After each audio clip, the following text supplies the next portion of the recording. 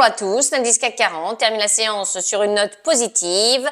Parmi les valeurs qui se sont distinguées ce jeudi, on retrouve Unibail Rodamco Westfield, la foncière spécialisée dans les centres commerciaux, a publié un résultat net récurrent par action ajusté annuel en progression de 3,3% à 2,62 €, battant le consensus.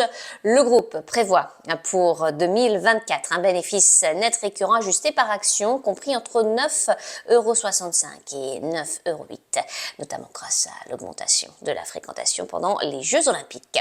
On passe à Kering.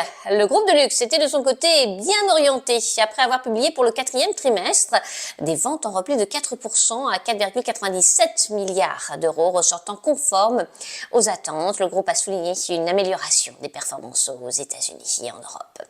ArcelorMittal, leader mondial de la production d'acier, a publié pour le quatrième trimestre un EBITDA dépassant les estimations. En outre, le groupe prévoit pour 2024 une progression de la demande mondiale d'acier hors Chine comprise entre 3 et 4%.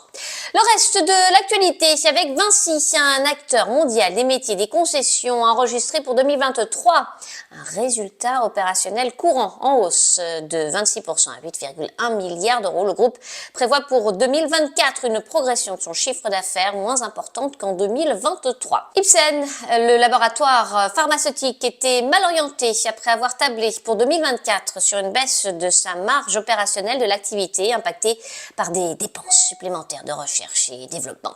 Et puis Soitec, un leader mondial de la production de matériaux semi-conducteurs innovants, a baissé sa prévision de chiffre d'affaires pour son exercice 2023-2024. Enfin, Airbus, l'avionneur, a livré 30 appareils et reçu 31 commandes en janvier. À New York, Sabrina Cagliosi pour Trading Central. Je vous souhaite une très belle fin de journée à tous. À demain.